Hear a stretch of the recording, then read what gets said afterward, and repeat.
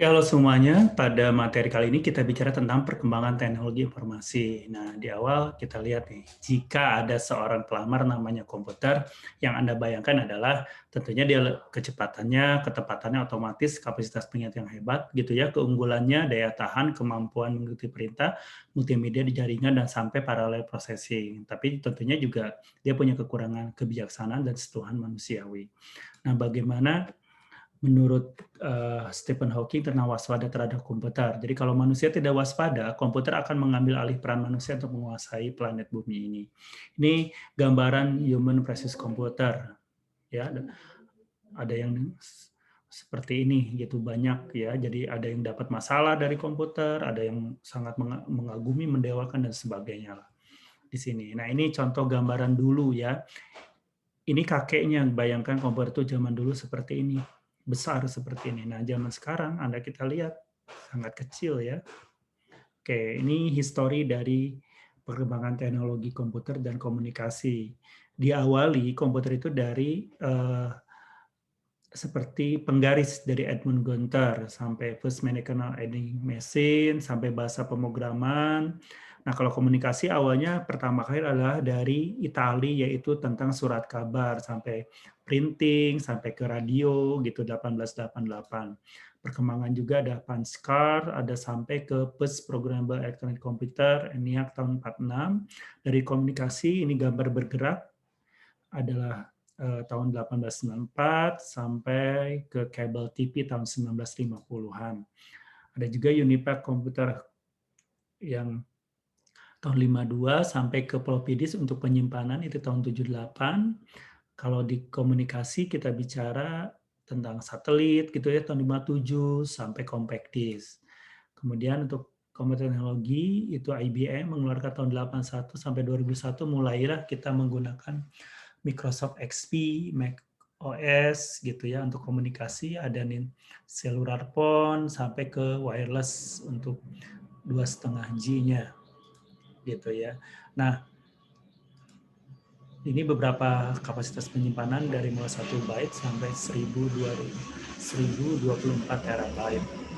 Juga untuk storage perbandingannya pada tahun digunakannya kayak yang maksimum kapasitas cuma 1,44 mega, ini untuk disket sampai ke DVD 17 giga. Kemudian untuk tipe-tipe komputer juga ini terdapat mulai dari handheld, notebook sampai desktop, gitu ya, superkomputer juga. Nah, ini bagaimana mengimplementasikan microchip, misalnya untuk menyelidiki hama sekecil ini, gitu ya, bagaimana untuk menyelidiki atau membuat contohnya bagaimana mengawasi atau melakukan penelitian terhadap hewan gitu ya, ditanam microchip di tubuhnya. Ini juga beberapa implementasi microchip ya buat tentara, buat banyak hal sekarang. Nah, ini transisi IT dari mulai era pertanian, industri jasa sampai ke era informasi. Nah, ini gelombang satu, inovasi komputer mulai dari meningkatkan produktivitas, hemat biaya, itu diciptakanlah optimasi perkantoran. Gelombang kedua, efektivitas penggunaan peralatan komputer, ini membangun jaringan komputer, sampai akhirnya sekarang sistem wireless, gelombang 6. Ini bagaimana dampak IT dan perusahaan, tadinya begitu banyak level di dalam perusahaan, sekarang jadi makin flat gitu ya. Ini juga sama. Nah, seperti ini. Ya. Oke, jadi langsung seperti ini. Ini juga sama ya. 5 orang sekarang hanya 1 komputer. Oke, ini juga perkembangan internet begitu besar dari 2000 ke 2002 saja, ini perkembangannya hampir 100% lebih.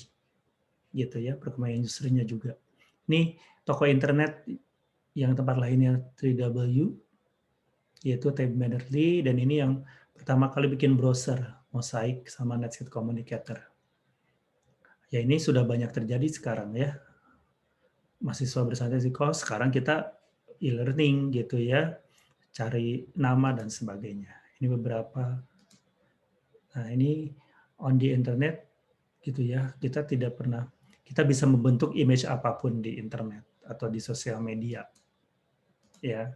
Ini perkembangan di Indonesia zaman dulu ya, tingkat pendidikan juga ini surveinya zaman dulu, ini juga survei 20% di Amerika itu adalah eksekutif dan sebagainya. Ini penggunanya kebanyakan laki-laki, konsumennya kebanyakan perempuan. Ini beberapa di internet usage, penggunaan internet di Amerika. Nah, ini sebagai pasar dunia karena begitu banyak jutaan pengguna internet gitu, sehingga mau perusahaan besar kecil itu tampak sama gitu, dan banyak menawarkan berbagai macam produk dan bisa mengunjungi produknya juga, dan sudah era e-commerce sekarang sudah semuanya, e-shop, e-business, e-service semuanya gitu ya, pelayanan ke rumah dan sebagainya. Ini contoh-contohnya saja. Oke, demikianlah materi kita. Terima kasih, pastinya tetap semangat.